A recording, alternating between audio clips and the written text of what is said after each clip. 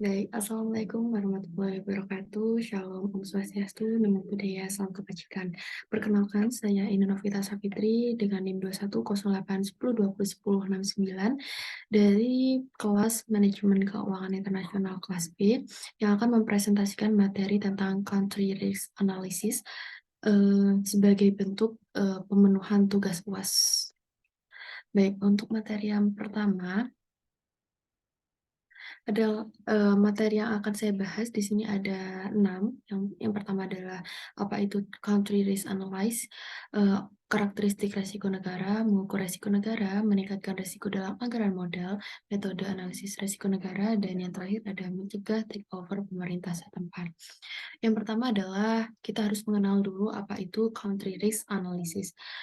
Risiko negara adalah dampak potensial yang merugikan dari lingkungan suatu negara pada arus kas, MNC, atau multinational company. Multinational company melakukan analisis risiko negara ketika menerapkan penganggaran modal untuk menentukan apakah akan mengimplementasikan proyek baru di negara tertentu atau untuk terus melakukan bisnis di negara tertentu tersebut. Yang kedua ada karakteristik dari risiko negara. Karakteristik dari risiko negara, yang pertama ada karakteristik risiko politik, yang mana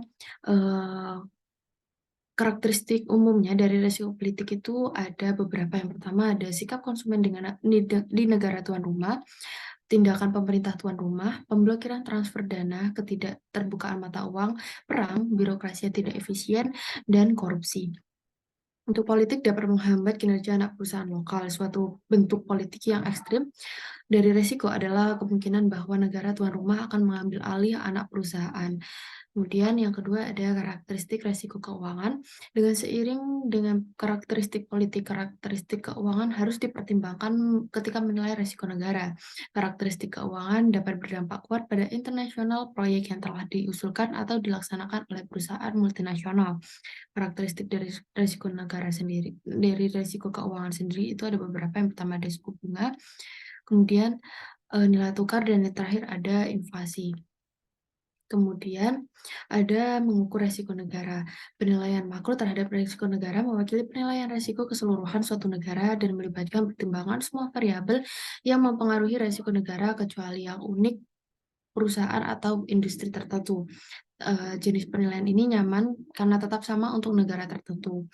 Ada beberapa mengukur risiko negara. Yang pertama, teknik mengukur dari risiko negara dengan ada berbagai teknik yang tersedia seperti pendekatan daftar periksa, teknik Delphi, analisis kuantitatif, kunjungan inspeksi, dan kombinasi teknik.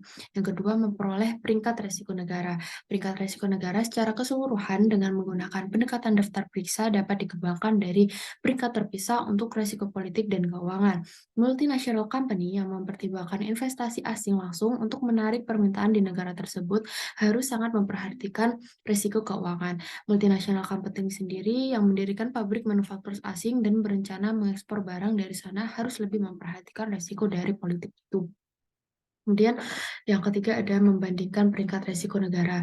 Salah satu pendekatan untuk membandingkan peringkat politik dan keuangan antar negara yang dianjurkan oleh beberapa manajer risiko asing adalah matriks risiko investasi atau asing atau firm yang menampilkan risiko keuangan atau ekonomi dan politik dengan interval yang berkisar di seluruh matriks dari buruk hingga baik. Setiap negara bisa ditempatkan di lokasinya sesuai pada matriks berdasarkan peringkat politik dan peringkat keuangannya. Selanjutnya ada meningkatkan risiko dalam anggaran modal. Yang pertama adalah dengan menyesuaikan tingkat diskonto, yang kedua mengestimasi penyesuaian arus kas, yang ketiga ada akuntansi ketidakpastian, dan yang terakhir ada analisis proyek yang ada. Kemudian ada beberapa metode analisis risiko negara yang bisa dilakukan. Yang pertama ada metode kualitatif penuh, metode kualitatif terstruktur, metode checklist, dan metode kuantitatif. Yang terakhir adalah mencegah takeover pemerintah setempat. Untuk mencegah takeover dari pemerintah setempat itu ada beberapa cara yang bisa dilakukan. Yang pertama adalah menggunakan horizon jangka pendek, menggunakan persediaan dan teknologi yang unik, menyewa pekerja lokal, menggunakan sumber pendanaan lokal, membeli asuransi, dan menggunakan proyek keuangan. Sekian presentasi dari saya, mungkin kurang lebihnya saya mohon maaf. Wassalamualaikum warahmatullahi wabarakatuh.